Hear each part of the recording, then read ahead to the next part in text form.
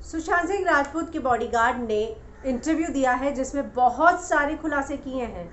उन्होंने कहा कि रिया मैडम के आने के बाद सब चीज़ें बदल गई थी। मुझे दवाइयों की नॉलेज नहीं है, लेकिन जब मैं दवाई लेने जाता था तो केमिस्ट पूछता था कि किसने लिखी हैं दवाइयाँ, पहले पर्चियाँ दिखाइए। तो मुझे अंदाज़ा होता था कि ये दवाइयाँ जो है हाईली रिकमेंडेड होनी चाहिए, तभी मिल सकती हैं।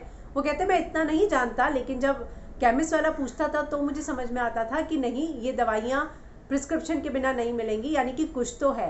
वो कहते हैं कि साहब जो है वो दवाइयाँ लेने के बाद सिर्फ सोते ही रहते थे। पुराने सारे स्टाफ को निकाल दिया था, लेकिन अगर सुशांत सोते ही रहेंगे तो उनको कैसे पता चलेगा कि कौन आ रहा है कौन जा रहा है। हमारा जो रिलेशन साहब के साथ था वो वैसा रहा ही नहीं था, जो पहले था वो बिल्कुल बदल गया था, और जो है वो रिश्ता ही नहीं रहा था। रिया मैडम के आने के बाद चीज़ें बदल गई थी। वो कहते हैं एक चीज़ मैं बोलना चाहूँगा कि रिया के साथ जब सुशांत यूरोप ट्रिप पे गए, वहाँ से वापस आने के बाद वो हमेशा बीमार रहने लग गए थे। पता नहीं यूरोप ट्रिप में ऐसा क्या हुआ था। सैटरडे संडे पार्टी होती थी तो सुशांत, रिया के पापा भी आते थे, लेकिन सुशांत के परिवार वालों ने 1 साल से आना बंद कर दिया था। जब से रिया उनकी ज़िंदगी में आई, उससे पहले प्रियंका दीदी आती थी। प्रियंका दीदी बहुत दिनों तक रह के जाती थी। मेरा अपॉइंटमेंट भी तभी हुआ था जब प्रियंका दीदी यहाँ आई हुई थी, और हम सबके साथ बात करते थे, हम क्रिकेट खेलने जाते थे, स्विमिंग करने जाते थे। वो बोलते थे कि आयरन मैन एक्सरसाइज का समय हो गया है, और वो वाकई में आयरन मैन की तरह थे। मेरे लिए तो आयरन मैन ही थे। इसलिए जब बोलते हैं कि एसएसआर सुसाइड, मैं नहीं मानता कि एसएसआर सुसाइड इम्पॉसिबल चीज़ है।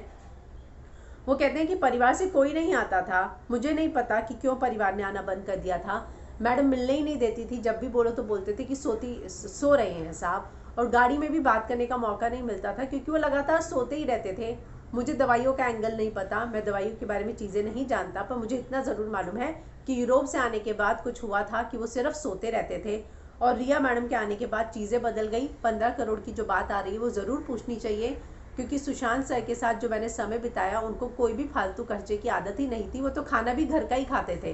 तो ये सारी चीज़ें जो हैं सुशांत के बॉडीगार्ड ने बताई है, जिसको रिया ने निकाल दिया था। और उन्होंने एक इंटरव्यू दिया है एक लीडिंग चैनल को, रिपब्लिक को, जिसमें ये सारी चीज़ों का उन्होंने खुलासा किया है। उन्होंने कहा कि हम ताजलैंड से गए भी थे दीदी जीजा से मिलने, वो नहीं मिलने देती थी रिया, घर नहीं आने देता था कोई भी, और वो आते भी नहीं थे। तो ये सारी चीज़ें जो हैं उन्होंने साफ साफ बताई हैं।